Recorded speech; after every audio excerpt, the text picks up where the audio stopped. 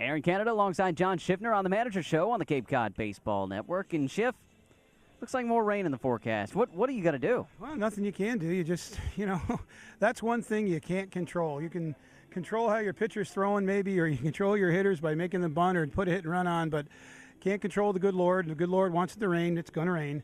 It looks like we're going to get a shower or two here, and then my bigger concern is fog going to move in after that. So, welcome to Cape Cod. This is what you have to do, adapt and overcome. Well, let's take a look back at the win from a couple of nights ago in extra innings, and for once, a different team was snake-bitten. Shortstop missing the ball, a hard-hit ground ball on the third base side, and Humphrey's able to come home from third and finally get a win. Yeah, it was a good feeling, and we had put ourselves in places or chances to win the game early on, and I really felt we played very well that game. We swung the bat well. There was about 5 or 6 balls again that we hit right in the nose, right at people. I mean, Pavone hit one, 2 feet either way, and it's at least 1 RBI, maybe 2. A couple other balls were stung pretty well, so the swings were there. It's just, again, it's that snake bit, and maybe that'll get us off and off that schneid, as they say, and come on, swing the bat a little bit even better tonight. I was really pleased. Logan Verrett was just huge that night. He was a warrior that night. What a performance! And then Brazes came in and vultured another one, but he deserves it. He's been throwing very well for us.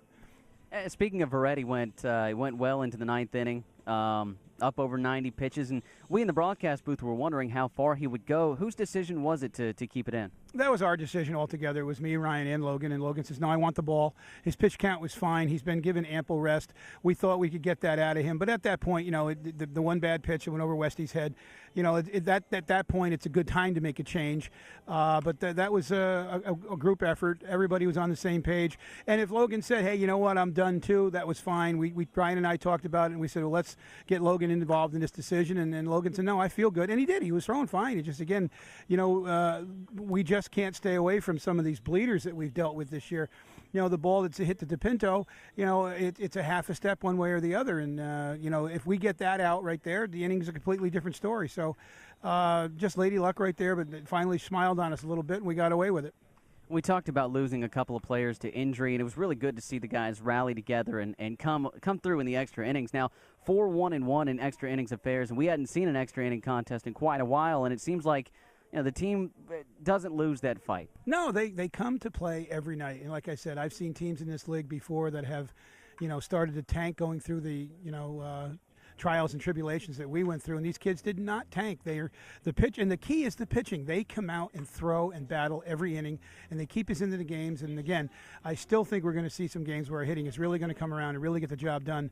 To take your hat off to the pitchers for continuing to battle. I've seen pitching staffs who have gone through not only my team but other teams where the pitchers get so frustrated. You have a rift between the players. These guys battle for each other. I thought it was one of the more impressive things I saw all summer was when the bullpen sprinted down to home plate to congratulate Joe for putting the bat on the ball in that situation, and we get the winning run. That was impressive. That means we're a team, and I'm really pleased about that.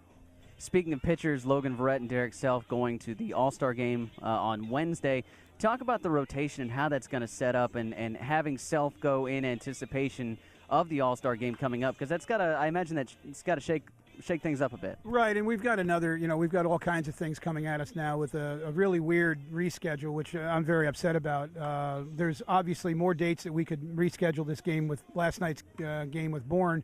And now, instead of a normal makeup day, we got to play 2 9s at 2 different sites.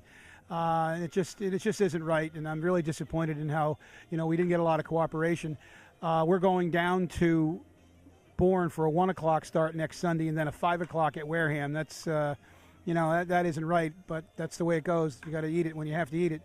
What we're doing is we're pulling Derek and Logie out of the starting rotation so that they can have ample rest, because we're going to follow the league rules, and we're going to accommodate the fact that the all-star pitcher should not pitch before the game, before the all-star game. So we've changed our rotation to do exactly what. I'm really not sure right now, because again, that we were anticipating a little bit different scenario next week. So now we have to make some real big changes in the rotation. I don't know what we're going to do, to be quite honest with you. Now, what does that do for the outlook over the next couple of weeks? Because we are getting down in the final stretch, the last couple of weeks of the season, and as of right now, the Anglers on the outside looking in for a playoff spot, but it's going to be a battle between the Anglers and Orleans for that last spot in the Eastern Division.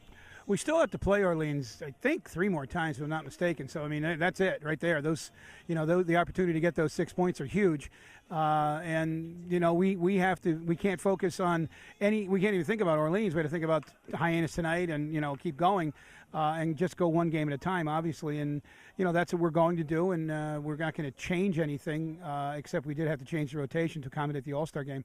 But, otherwise we're just going to come to the yard every day, and it's whoever turn it is to pitch, and then we use our bullpen when we have to. And, again, we're hoping to score the runs to, have more runs than the other team.